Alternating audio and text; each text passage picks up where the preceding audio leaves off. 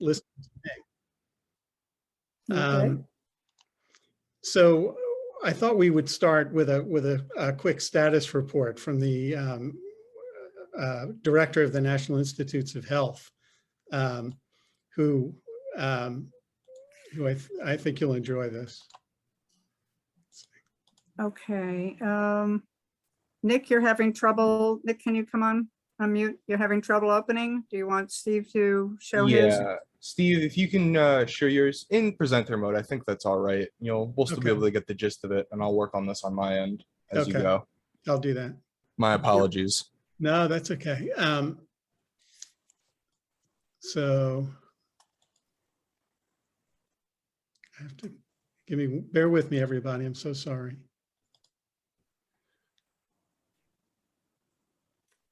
Okay.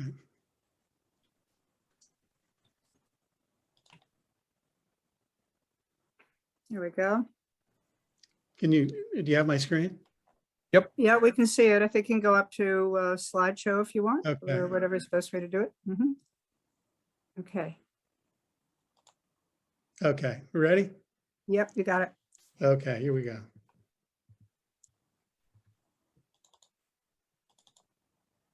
I don't know why this is not playing. This is actually Francis Collins, and for some reason it's not working over Zoom, but he's singing to the tune of Somewhere Over the Rainbow, Somewhere Past the Pandemic, and he's painting a somewhat rosy picture of where we're going next. Can you explain who he is? I think that most people are familiar with yeah, I him. mentioned he's the director of the National Institutes of Health. He actually will be leaving soon to go back to the laboratory, but he's an accomplished guitarist. And actually, when I was a member of the National Academy of Science Writers in DC, his garage band used to play for our Christmas party. So when I retired last year, you can see my background here. And I need to actually need to get back to presenter mode. I'm so sorry that this is causing so much trouble. I made the mistake of putting my notes in the PowerPoint, which I'm having trouble. I'm sure you could wing it and you'd be fine, to be honest. But and Nick, if you're able to find it. All right. So rather than diving directly into COVID, I know everybody is fascinated with what's been happening with COVID and what's happening behind the scenes in the COVID response. I thought it would be more interesting in some ways, since we've been immersed in COVID for the last 18 months, to actually look at the genesis of some other stories that I was involved in. And I can take you behind the scenes and give you an introduction to pandemic reporting from my point of view.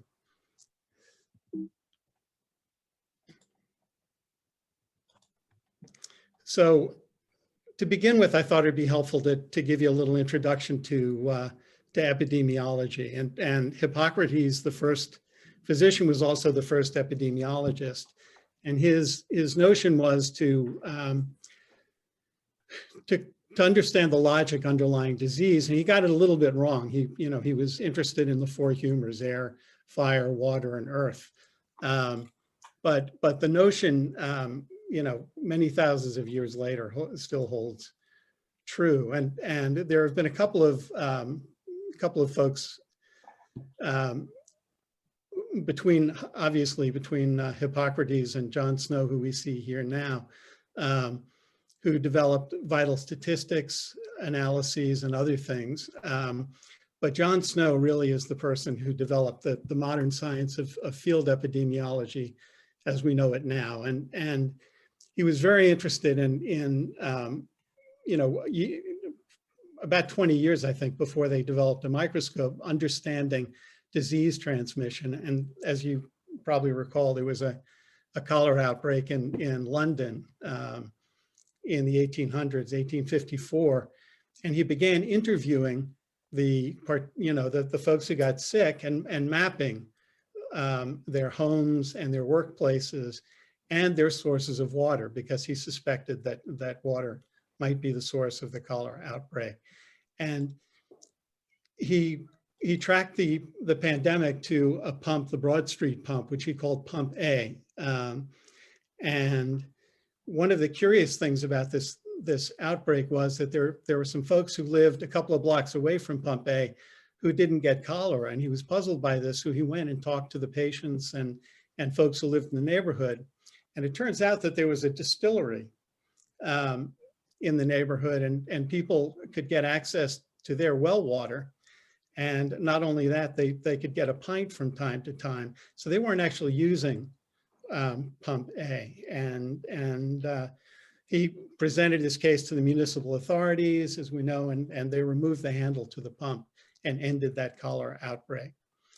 So now let's move to the modern day. We have the Centers for Disease Control and Prevention, probably the most sophisticated center for disease prevention and epidemic control in the world. And you see here, one of the things that struck me about this photograph is that if you look on the screen in the background, you'll see a map. And mapping is still very central to epidemiology.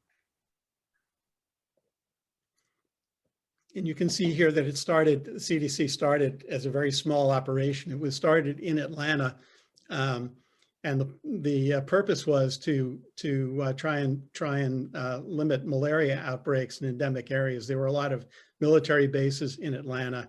The CDC started on one floor in a little building in town, and then the CEO of Coca-Cola, who happened to have hunting preserves in the area, also had a personal interest in trying to limit malaria outbreaks. And he persuaded Emory University to give up some land on its campus for, I think it was about $10 per employee. And they essentially purchased the land and created the campus that exists today. And two of the leading epidemiologists at CDC were Alexander Langmuir, who left Johns Hopkins. He was bored with academia and decided to move to CDC and become the center's first epidemiologist. He was a nephew of Irving Langmuir, who won a Nobel Prize in chemistry. And Phil Brockman, who became the director of the CDC's field epidemiology service. And I knew Phil, and Phil actually played an important role in my decision to begin writing about public health. So today we're going to talk about a series of stories that I worked on and disease clusters that have occurred, and for a number of reasons. I've titled HIV the Gay Plague. My son came in today and looked over my shoulder and said, "That's terrible. Why are you calling it that?" And the reason is that the point I'm trying to make in talking about HIV is that what you see, a lot depends on where you're standing. And I'll explain this as we get a little further into the talk. And we're going to look at multiple sclerosis, a weird outbreak of MS cases in Key West. MS is a northern disease that never occurs in the tropics, and somehow it wound up there. Hantavirus was an epidemic that occurred on the Navajo reservation in the Four Corners of the United States. We all know about SARS. And When AIDS Comes Home presents a more personal look at reporting on these pandemics. So you may remember Burton Ruchet. This really was my signal influence in deciding that I really was interested in writing about pandemic reporting, in writing about pandemics and public health. Burton Ruchet wrote for the New Yorker for about 50 years. He was born in 1910. He died in 1994. And he wrote the Annals of Medicine column, and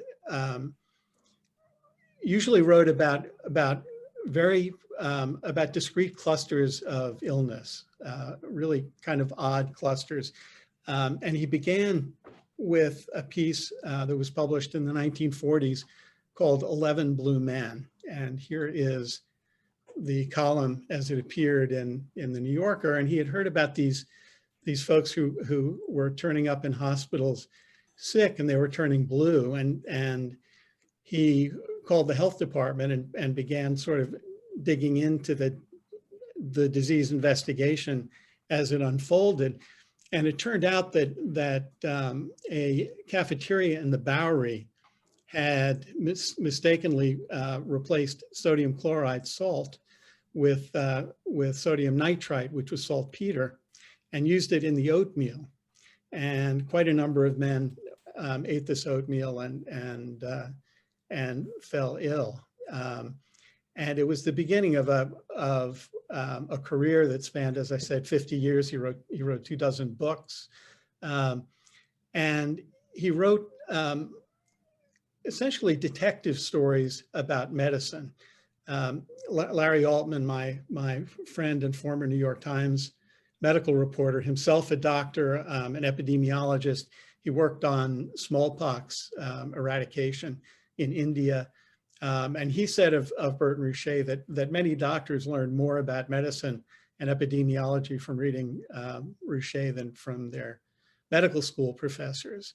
And Ruchet himself said that actually the notion of a detective story, the detective stories began with medicine rather than the other way around. He noted that Conan Doyle, who wrote Sherlock Holmes, modeled Sherlock Holmes after a professor of his at the medical school in I think it was Edinburgh. So here I am. I just want you to know that the people who wind up covering big stories sometimes are about 12 years old and are tossed into these circumstances that they didn't anticipate. I had just arrived at the Miami Herald in the 1980s. I was the newly fledged medical reporter. I had zero experience at that time working on a big metropolitan daily. And I was very fortunate to work at one which was one of the better papers in the United States. I had terrific teachers in my editors. They encouraged good writing. And so I landed in a place where I actually could write the kinds of stories that I wanted to write, but they didn't turn out to be quite like the stories that Burton Ruchet wrote. Everybody knows Dr. Fauci. I just wanted to point out that he didn't start out in his 60s either. He also was about 12 when he got thrown into HIV/AIDS. And he has been a longstanding source of mine since the 1980s, actually. So here we go. This is the CDC's morbidity and mortality report. One of my favorite names of any publication anywhere. It's the CDC's weekly bulletin. And it's published on a Friday, and any given Friday, every reporter in the United States, along with every doctor with an interest in public health, gets their copy of this publication, and you get epidemiologic notes and reports and vital statistics and all kinds of stuff. And as you can see here on June 5th, 1981, the morbidity and mortality report spoke of some unusual cases of pneumocystis pneumonia in 5 gay men in Los Angeles. And I show this because I want you to try and imagine yourselves as that green young reporter sitting at a desk at a newspaper in Miami. Here's this MMWR. The story is not centered in Miami, it's centered in Los Angeles. And we're talking about 5 gay men, and you're trying to figure out, is this a big deal or not? Is this news? Do I go to my city editor and say, we really need to give this some space? And I didn't exactly know what to do about this. And so I decided to wait until I knew more. And Lord knows that, the news would continue flowing. So here are the gay men that we're talking about in Los Angeles, New York, and San Francisco. And initially, because in those urban meccas, the disease turned up in gay men, it was labeled, unfortunately, the gay plague, as you can see here, in the Sunday Pennsylvanian from Lebanon, PA. And this turned out to be anything but the case. So let's go to Florida. And here we are in Belle Glade. Belle Glade is sugarcane country.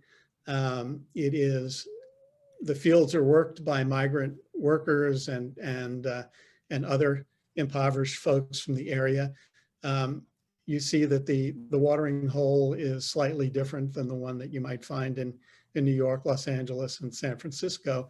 And this was the AIDS epidemic that I was seeing. And I was, like everybody else, not sure what to make of it. We didn't know that this disease was caused by a virus. There were questions about whether drug use could be causing this. Poppers, you may recall, were a big question mark early in the pandemic. Were gay men suppressing their immune systems by taking these poppers? Well, none of this had much relevance in South Florida, although there were gay men who were getting sick. And you can see that a lot of these folks were Haitian. And Haitians early on were established as a risk group. And this was before we knew a virus was causing this disease. We didn't really know how it worked. And it was particularly important in Belle Glade because it was such a large cluster of cases, and it was so unusual compared to what was happening in the rest of the United States. I want to call your attention to the story, and hopefully Nick has the slide with the 3 little news stories on the screen. And one of them is headlined, "Crone Camp Detainee Died from Infection Transmitted by Cats." This is a patient named Solange Eliodar, who was detained in the Crum Avenue Detention Center in South Florida, where a lot of Haitians were being held, and they didn't know what was wrong with her, but she became floridly ill and agitated. They took her to Jackson Memorial Hospital, where she was diagnosed with toxoplasmosis and died. Pregnant women are especially prone to toxoplasmosis, but if you're immune suppressed, you're also prone to this illness. And I just bring this story up because it will be more relevant later on. Now, I was hoping I could play this. Pictured on the screen here, I'm going to try, is Gus Sermos. And Gus was one of my first sources in South Florida. And hopefully we'll be able to hear Gus tell us a little about his experience. Gus Sermos, it is such a pleasure to see you after all these years. I did the math. I did the math, and it's been about 36 years since we were in touch. It has been. So thank you for agreeing to talk with me. We just have a few minutes, but I thought it might be interesting for the class to just hear from somebody who was there in the beginning of HIV. And so I was wondering, could you tell me what your position was when you were an epidemiologist in South Florida? Okay, and I'll keep it as brief and sweet as possible. Back in 1983, early, the CDC decided to send 4 AIDS surveillance officers, they called us. One to San Francisco, one to Los Angeles, one for New York City, where I was, and one in Miami. So I put in for the job, and I got chosen for Miami. And so I got down there in May of '83, met you within the first week or 2 or 3, I remember that. And essentially the job was going to be, and if that's where you want me to go with it, to actually find out how many cases of AIDS that we could find in Florida. And when they called it AIDS surveillance, they didn't so much mean watch all the cases, they meant find out actually how many cases there is around the whole state. So I was the only person that had to cover a whole state. The other 3 guys just had major metro areas. And then I started from there. You know, one of the points that I think is really important to make in all this is that you know, where you stand, what you see depends on where you stand. And where we were standing, what we were seeing was a whole lot different than what was going on in New York, San Francisco, and LA. Can you talk about that a little bit? Well, of course, they had a much more organized system in Los Angeles, and New York had a big, I forgot the name of the huge gay rights organization. San Francisco had one. Los Angeles was a little less loose.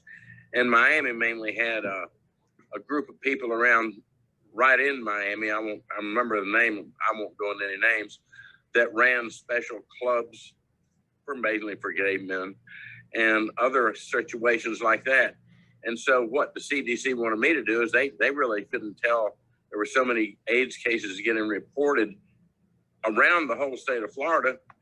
So the first thing I had to do, different than the other guys, because they were basically stuck in offices, is I had to go meet about every infectious disease doctor I could find anywhere in the state, but specifically in places like Miami, Fort Lauderdale, West Palm Beach, Key West, Sarasota area, on up to Orlando, and the rest of the state too, to try to figure out just how many cases of AIDS they were diagnosing, because a lot of them were diagnosing AIDS cases, putting the people on treatment, but they weren't reporting the cases. So the cases were transparent to the system. I remember that. I remember it took a while for the first pediatric cases to be reported out of Jackson. They're waiting on a medical journal to accept an article before they reported the cases to the public health system. And the cases you were seeing, that we were seeing, were a whole lot different in South Florida than they were in the other parts of the country. In addition to the gay men, there were other, they were categorized as different risk groups, but there were other populations that were cropping up. That's exactly right. And one of the specific several cases was a nurse at one place that got pneumocystis pneumonia and died. And she really didn't have any idea her immune system was compromised. But she worked in a garden all the time, in a tomato garden, and that's where she picked up pneumocystis. It's all over the ground, and it loves those areas. And then there was a man, one of the persons I found out about, I interviewed him before he died, just like I did the nurse. He was just sitting on a bus bench waiting for a bunch in Miami Beach, waiting for the bus, and a car ran over as the bus ran into the bus stop and injured him severely, and he got AIDS through transfusions. And so it was cases like that, and I would have to go meet these doctors to try to find out, not just one meeting, usually several, and it was running basically a lot of times all over the state, but especially in that southern Florida area, and Key West had its own group down there also. And there was a lot of turmoil around this. I mean, one of the things that really struck me was, there was a lot of political upheaval around the Haitian cases. There was Belle Glade around the migrant workers. There was a whole lot of confusion about how the virus is being transmitted down there, whether it was mosquitoes. And you were right in the middle of that. I mean, that was not happening so much up north and out west, but it was really chaotic in South Florida. It was very chaotic, and a lot of the Haitians coming in were ascribed to have been bringing in some of the infections, especially pneumocystis, but there was also another disease that quite a few of them had, besides cryptosporidiosis was one of them, and I can't remember the name of the other one. It was a serious brain damaging disease. It was toxoplasmosis. That's right, toxoplasmosis. And they basically, what would happen to a lot of them, they'd start treatment. They would be released from the community hospital or wherever they were, and then they'd throw their meds away and go back to the fields, and it ruined them. I mean, that was getting a lot, and there were a lot of people that weren't taking the medications. And of course, a lot of the people I saw were already in the hospital, and they were in their last day or two of life, and they were in severely bad shape. If I may add, I went to a meeting in Key West, this was in 1984 early, and there were about 18 people in the meeting, and all of them were representing certain gay groups or issues.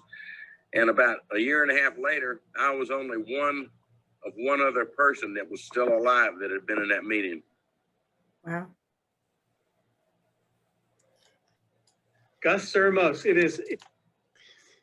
So Gus was a great source, as you can imagine, and we began getting inklings of what was happening with HIV actually in Belle Glade, and this was a study that was published in 1986, which actually looked at the Belle Glade cluster and looked at how the disease was transmitted. It was a cluster analysis. And you can see this is an excerpt that I pulled. Hi, Deanna, it's Susan. I just wanted to tell you that Sorry, Schwartzman can is everybody kind of- mute? We're going to double check that. Sorry about that, Steve. Go ahead. Oh, that's okay. Can everybody see the screen? Yes. Okay.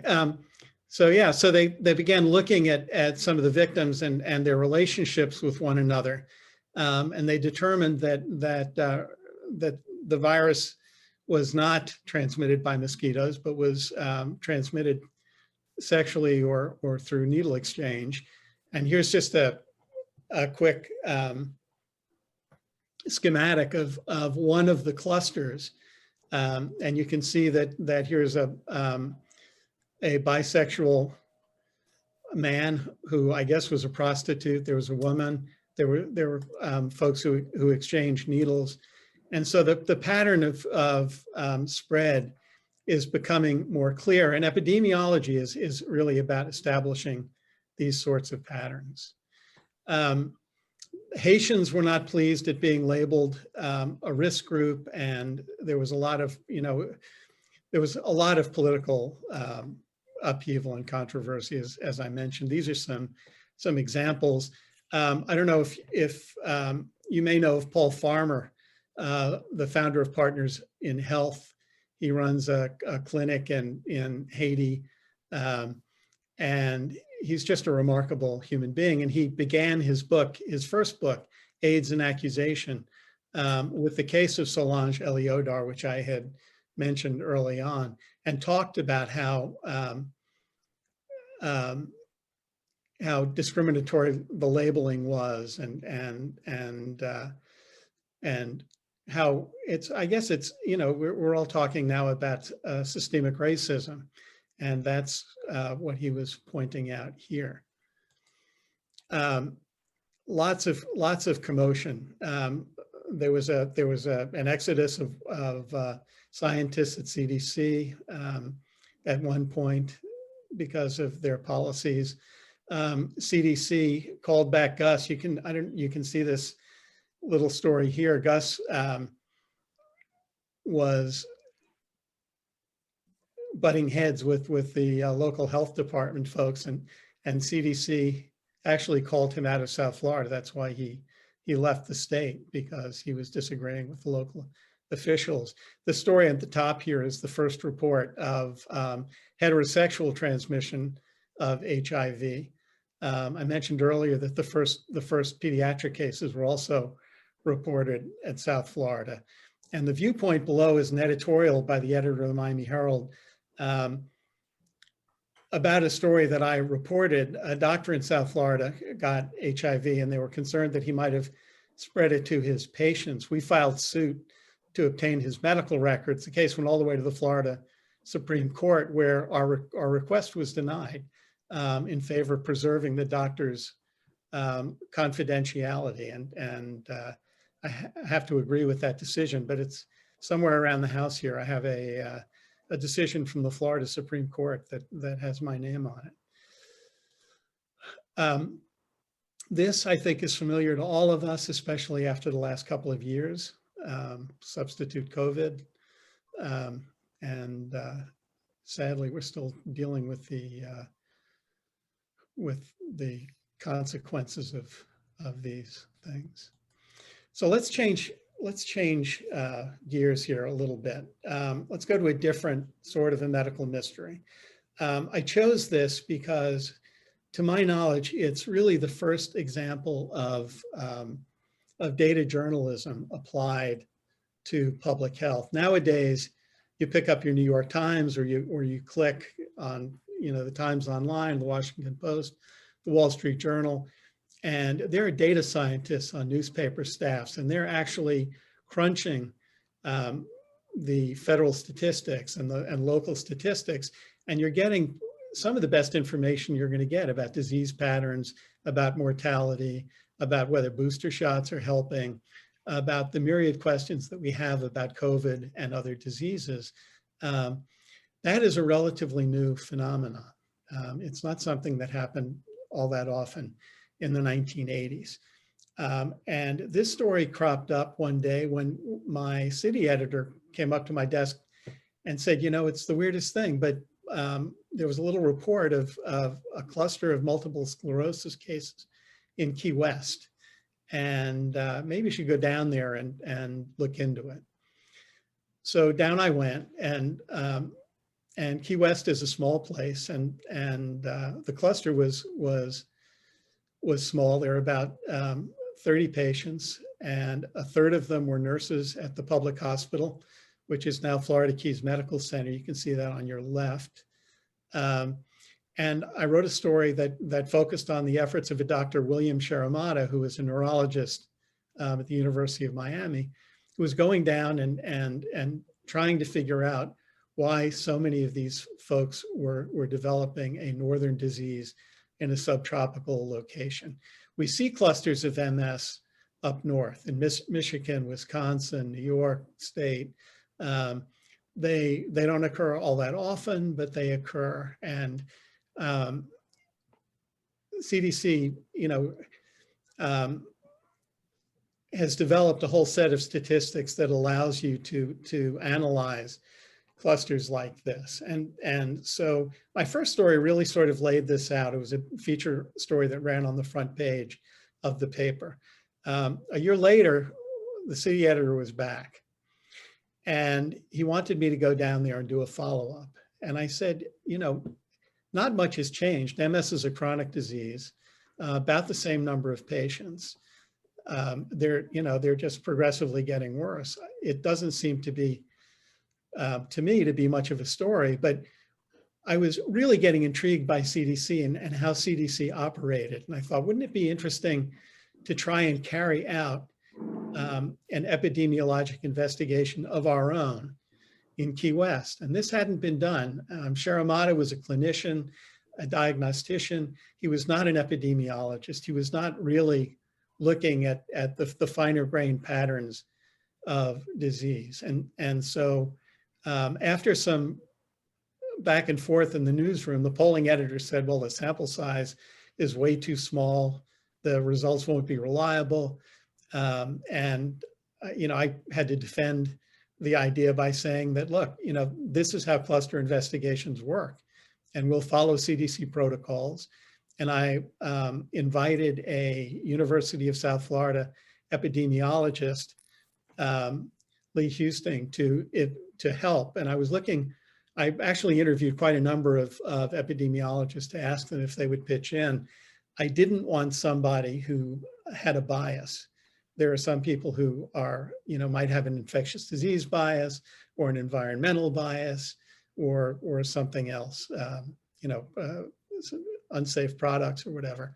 I wanted somebody who was objective, and I found him in Lee Houston, PhD.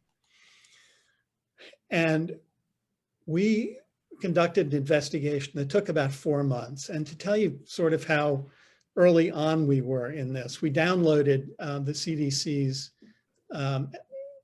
EpiIntelligence software and borrowed one of their questionnaires, which Dr. Houston adapted to South Florida, to Key West.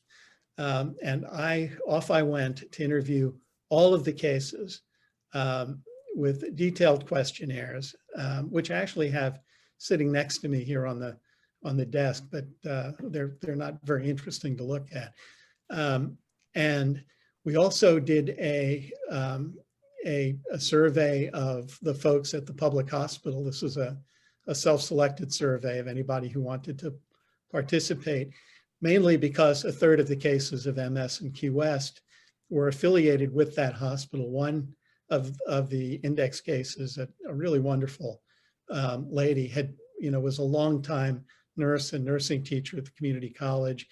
Some of the cases were in people who had been her students. And this was really unusual that there would be so many nurses in a cluster of multiple sclerosis cases. We also did a survey of the private hospital across town, and we did another survey, a telephone survey, a random digit dial of the population of Key West. And we were looking for all kinds of patterns, any kind of clue that might lead us to an understanding of why these people were getting sick. I looked at the water piping in Key West, the old wooden water pipes, the sewage outflows on the beaches. We created maps and mapped the relative location of the people who were sick to those who were who were nurses, to the cemetery, to a giant trash pile that happened to be close to the public hospital called Mount Trashmore. That's what locals called it. It's called Mount Trashmore to this day. And the only correlation we could find was the nurses to one another. And so Dr. Houston concluded, and it was his conclusion, that there may be an infectious component to multiple sclerosis. We could not definitively say so. We explained, very carefully. We qualified this finding very carefully. We talked about genetic susceptibility and a whole host of other factors.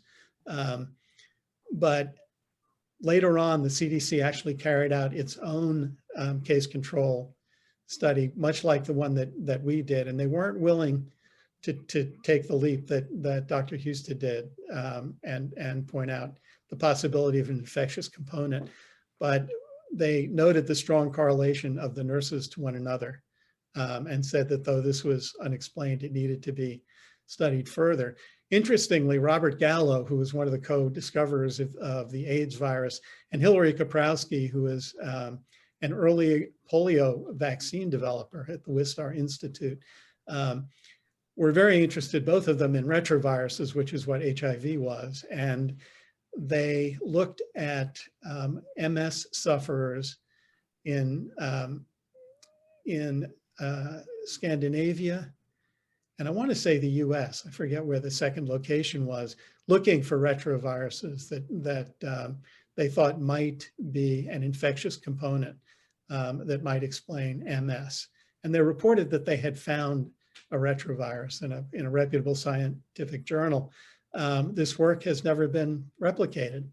And so the question of whether MS is partly infectious, whether there's some sort of an infectious component to this disease, is still unexplained. Steve, can I ask you just to briefly explain what a retrovirus is? A retrovirus is it's a virus, but rather than being made of DNA, it's made of RNA. And frankly, it's been a while since I've tried to explain the details of that, but it functions very much like another virus. It enters the cell, it hijacks the machinery of the cell, and it replicates itself millions of times, destroying the cell and then migrating into other cells. That's the way COVID works as well. Thank you. So let's move on to New Mexico. This is, you're seeing a young Navajo couple, Florina Woody on the left and Merrill Bahi with their little son, Maurice. You may or may not remember this, but there was a huge national outcry over a strange disease cluster on the Navajo reservation, the Four Corners of New Mexico, which predictably was labeled by the media the Navajo flu. And in fact, it was an unknown at the time virus, which hit one family, the Woody family, extremely hard. Florina, who had asthma and who had some respiratory problems, became sick and went to some Indian Health Service clinics over the course of a week and died suddenly of unexplained causes. And the the impact of the disease, the pathogenesis of the disease had never really been seen before. And if I can back up a little bit, Florina and Merrill were two, she lived in a little encampment on the Navajo reservation. His parents, his family was broken. He was, really a kid who had a hardscrabble childhood. And they were fortunate to land at the Santa Fe Indian School in Santa Fe, New Mexico. The Indian School had been founded as a way of taking Native peoples and stripping them of their culture. They were taught to speak English. They were deprived of the ability to practice their rituals or speak in their native language. They were literally forcibly confined to these schools. By 1993, the schools had been converted, and they were no longer oppressive schools. They were boarding schools that sought to educate and elevate the local Navajo and Pueblo populations. And Merrill and Florina met at the school. He was a really gifted runner. And she was the trainer on the team. I think the coach decided that the only way to keep Merrill's mind on his running was to somehow involve Florina in the track team. And this is a story I wrote in 1994, just after this occurred, for the Washington Post. And I have a small video which does not seem to be here, but it tells the story of this couple. And very soon after Florina died, Merrill was on his way to her funeral and began developing respiratory symptoms himself. And on the way to the funeral, he died. He stopped in a convenience store en route, wanting help. And they called an ambulance. By the time the ambulance arrived, he was gone. And the same clinical picture, essentially, for reasons that were unexplained, the capillaries in their lungs had become porous, and the plasma portion, the white liquid portion of their blood had leaked into their lungs, and they drowned in their own fluids. This was terrifying. It's exactly the presentation you might see in a biowarfare attack. It might have gone unnoticed, except that New Mexico happens to have a state epidemiologist, and not a coroner system. This is a system of folks who are clued in on every single unexplained death in the state of New Mexico. And the state epidemiologist had another case of an unexplained death with a very similar presentation. So when he got the call about Merrill and Florina, he stopped the funeral and he claimed the bodies. He was very culturally sensitive. His wife actually was Navajo. And one of the really interesting things about trying to report this pandemic was that, again, you're in a different culture. The Navajo are a pre-germ theory people. They're animist. They believe in spirits of things. They're not living in the 1800s. They've heard of viruses and germs, but they view things in a much more holistic way than we do. This was something that was terrifying to them. And at the funeral, the medical authorities took little Maurice, the baby, out of his grandmother's arms and swept him off into quarantine because they didn't know whether he was infectious or not. And ultimately, two other members of this family, Florina Woody's brother and sister-in-law, both would fall ill. Her brother survived. Sister-in-law did not, and she was pregnant at the time. Her child did not survive.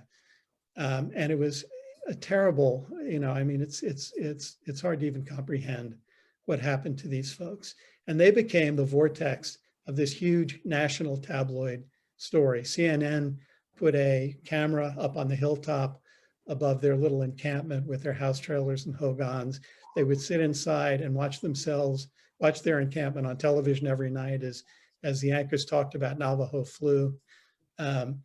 And they were so traumatized by this, they refused to talk to the CDC or any of the disease investigators. The University of Mexico, State of New Mexico, all swept in biohazard suits. They were taking fecal samples from goats.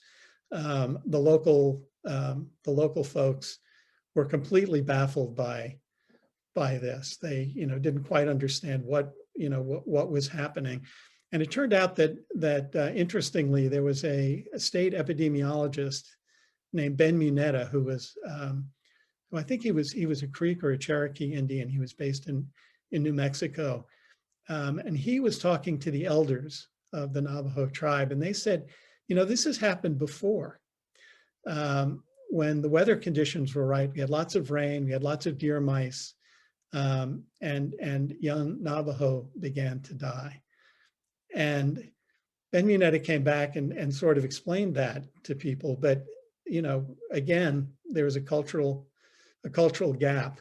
And it was really unclear as to why, the scientists weren't going to accept that as an explanation without their own investigation. And there were rival investigations going on. The CDC, the state of New Mexico, the University of New Mexico. Something like this happens, you can build your reputation. I mean, Tony Fauci and HIV, Jim Curran and HIV, reputations are made on outbreaks like this. And there was a lot of rivalry among these scientists. There were only a few victims. It was a very small, thank heaven, outbreak. And, there was only so much blood to go around. And so, eventually there was a virus discovered, and it was discovered in deer mice. The elders were right. And it was discovered at CDC because it reacted in antibody tests to a very similar virus, which was identified in Korea during the Korean War. It was called the Hantan virus. In Korea, about 3,000 American soldiers developed this illness, and it affected their kidneys, not their lungs. And so it wasn't one of the things that popped up in the early differential diagnosis, but it was very clear that the antibodies that reacted to the Hantan virus also reacted to this hantavirus in New Mexico, which is how it got its name. And it is a cousin of that virus. Nobody's quite sure whether it migrated over the land bridge from Asia millennia ago, or whether I mean, I guess it must have and mutated, but nobody really knows exactly what the source of this illness was. Thankfully, Maurice did not get ill, and I went back to see him a few years after this story, and he was a healthy, happy 5-year-old,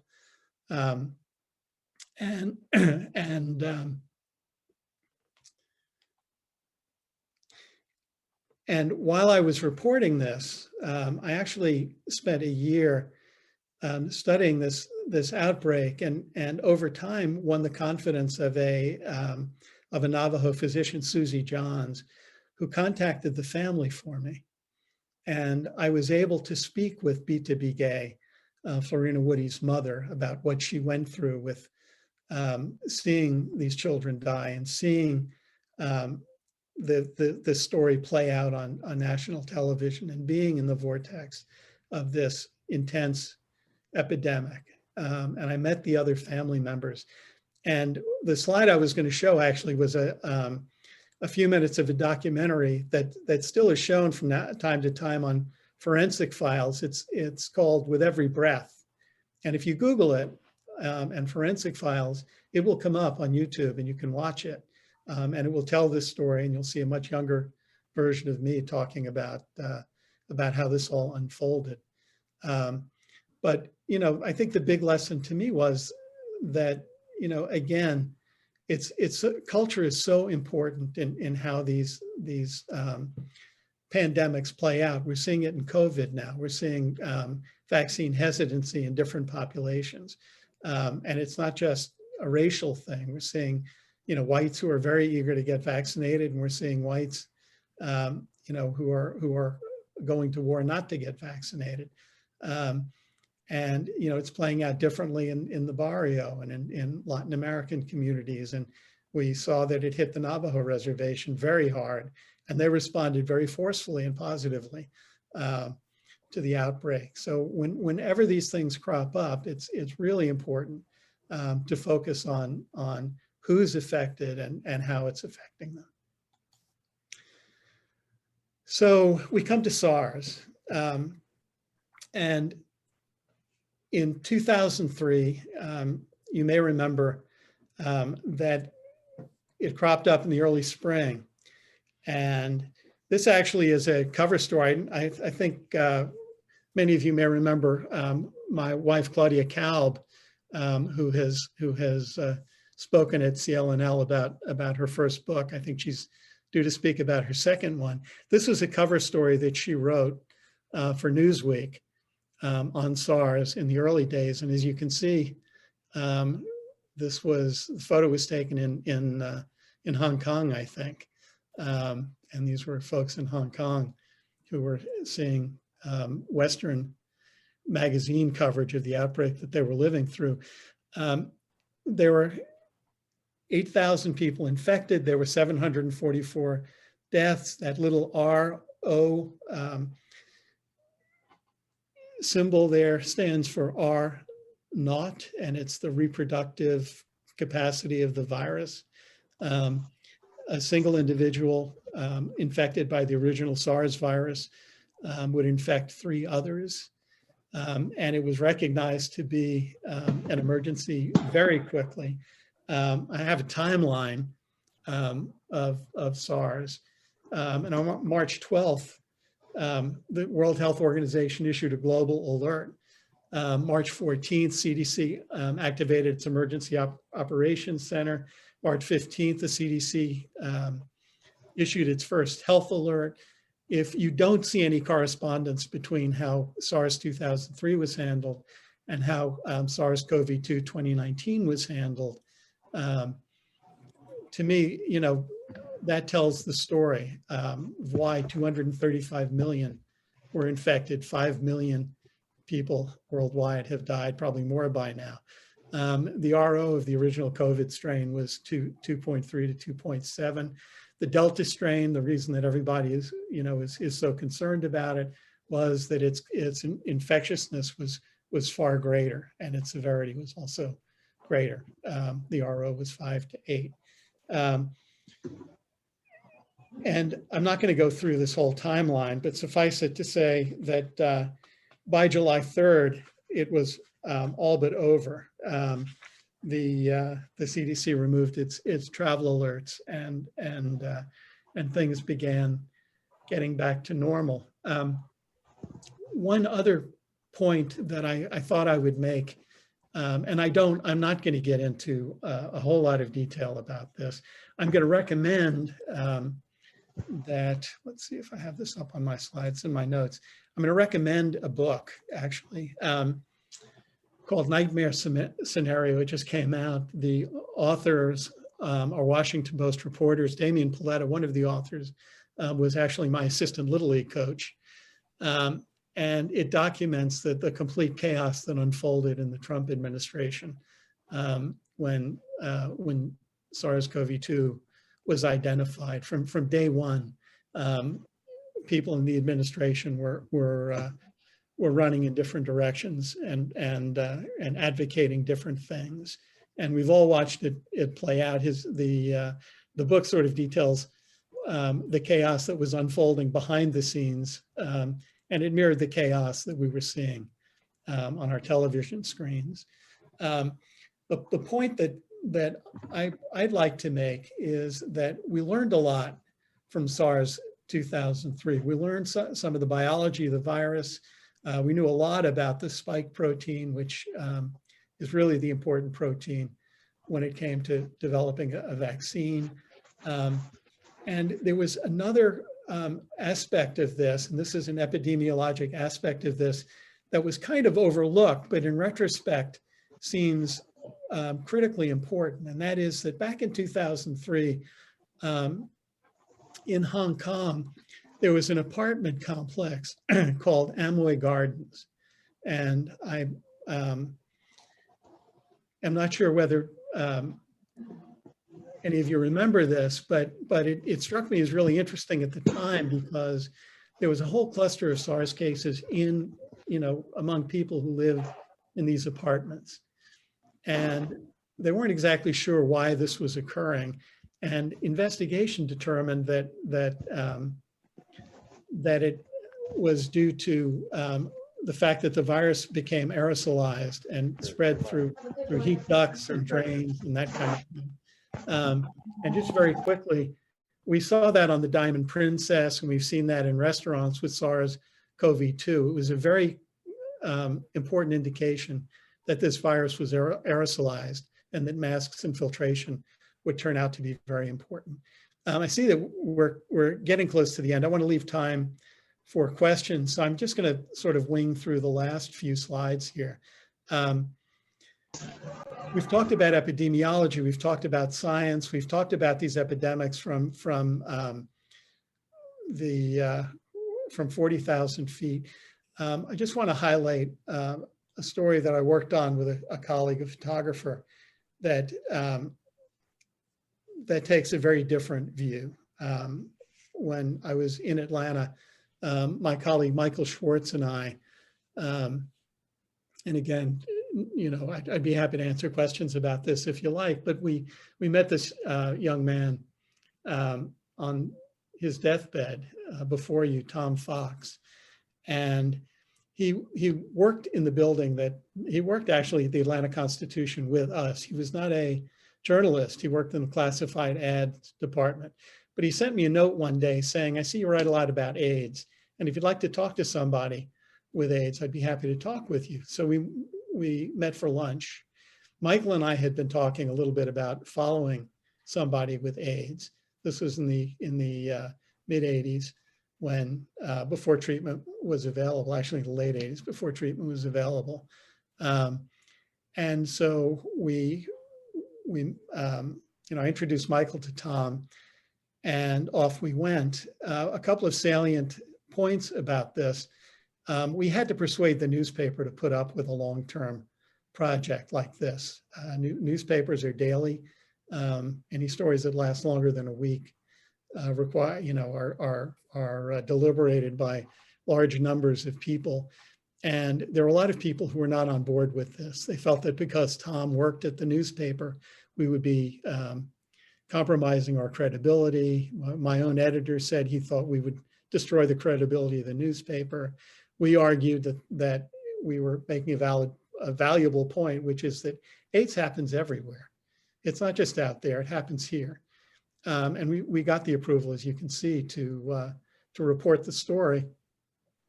Here are some of Michael's incredible photographs. Tom at his desk in the office, Tom talking with his physician, who he loved and who loved him. Tom taking a pentamidine treatment for pneumocystis pneumonia. And you can see a support group of young men with AIDS. A lot of these guys knew each other. Some of them had relationships.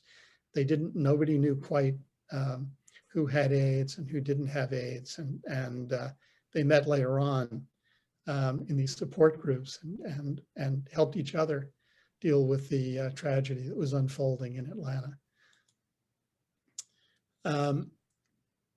This was the day that they removed Tom's ventilator. He had Kaposi sarcoma, which had invaded his lungs. He could no longer breathe. There was no treatment available. He's with his parents Doris and Bob Fox Sr. In the middle is Bob Fox Jr. and the younger son, John. We were with them for as you can see, we were with them through this whole journey. If I were to show you the notebook that I used to take notes on this final day, you would see that the ink was running because I was crying my eyes out. And I left a tape recorder in the room. We decided to let the family spend some time with Tom alone after this moment. And just to tell you how involved the family was in this story as well, when the tape recorder beeped because the tape was used up, Bob Sr. Flipped the tape over and started the tape recorder again. I have never been able to listen to that recording. And the story ran as a separate section of the newspaper. And so when you opened your paper in the morning, it was a broadsheet size, the size of your sports section in Atlanta on a Sunday. And it created quite a stir, and the response was very positive. And I want to dedicate this talk to Tom, Doris, Bob Jr. and John Fox.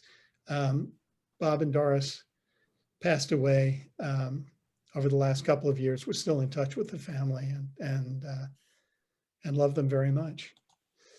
We're not out of the woods yet. This was a piece I wrote in 2028. The toll is tragic.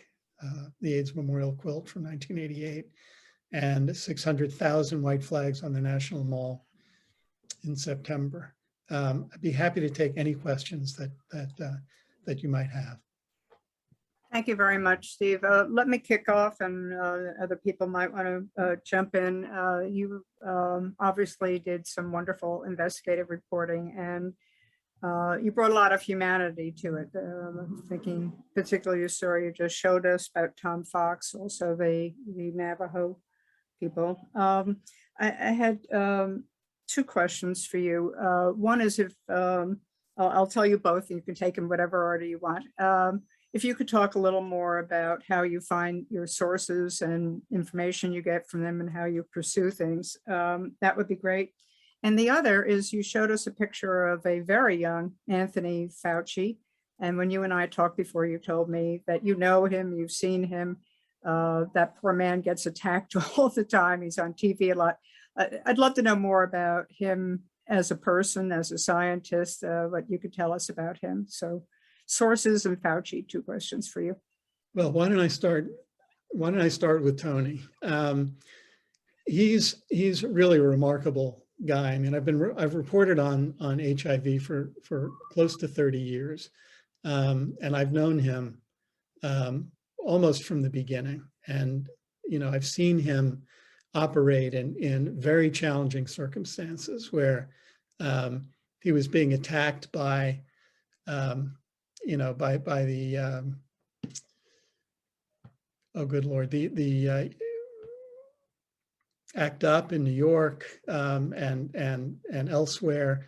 People were chaining themselves to the FDA fences.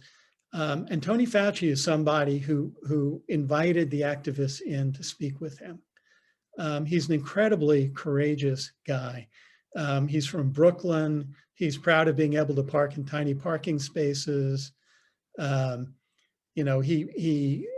He went to a small Catholic school, if I remember correctly, and excelled, from a very early age, and rose like a rocket through NIAID. And it's the only job he's ever really wanted, from what I gather. And you could always reach him. I knew that if I needed him for a story, I could reach him in his office on a Saturday morning. I have his cell phone number, I knew that when President Trump was elected, that he was really going to have a rough time, and he handled that as capably as he handled the situation with President Reagan, who was also not really very involved or even interested in HIV. He's just a wonderful guy, and I have huge admiration for him. There are times when I think, why doesn't he resign and make a bold statement? Why does he stay in there, listening to the the kind of bleach drinking crazy invective that we've been hearing? And I think he does it because he believes that that he can have a bigger impact if he's in the arena than out. And I think it's true. And I really admire him for it. Sources, it's a really good question. I mean, one of the reasons that I wanted to introduce you to Gus was that Gus was one of my very early sources on HIV. I met him when he came to town. He was open to talking to me. There were times when I did not quote him. There were times when I did. But you develop relationships with people, and we call them sources, but really they're just people, and you have to keep a certain distance because sometimes these relationships can become fraught. When Gus was under fire, I could not be his ally. I had to report in an unbiased way about the shots that were being fired in both directions. But clearly I was able to walk the line, since he reached out to me actually not too long ago to say hi. And when I was invited to speak at the class, I thought, how much fun it would be to invite a source and invite you into a source relationship. The same with Tony Fauci. You get to know these folks, and especially with scientists, they're grateful for your questions. If they trust you and they know that your purpose is to get the story right, they will take all the time they need. And I wouldn't do this as an investigative reporter, but I will often, always really, in complicated stories, I will read back sections to trusted scientists to make sure that that what I don't know, and you never know what you don't know, will come back and bite me. So it's one way that I try to make sure that my stories are accurate. I trust scientists and they trust me. In terms of getting to know other sources, it took me a year in New Mexico for someone finally to introduce me to Susie Johns, the Navajo physician that introduced me to B2B Gay and her family. And after that, I had to persuade them that they could safely talk to me. And I said, I'm not the person who should be telling this story. You should be telling the story. But I'm here now. I came halfway across the country, and I would love to work with you on this.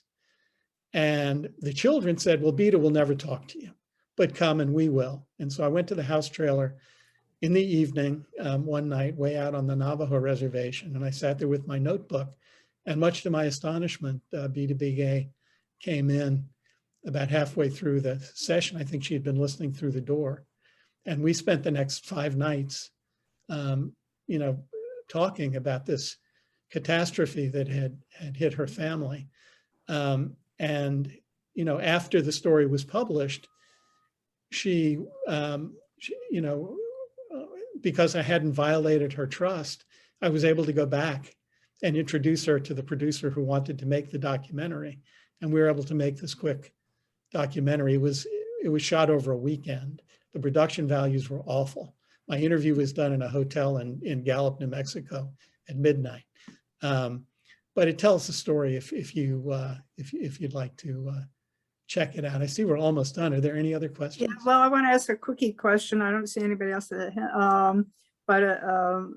about you. What got you into health reporting to begin with? What keeps you going on that? I'm just interested in, and we'll go a minute over, but I'd love to hear about you.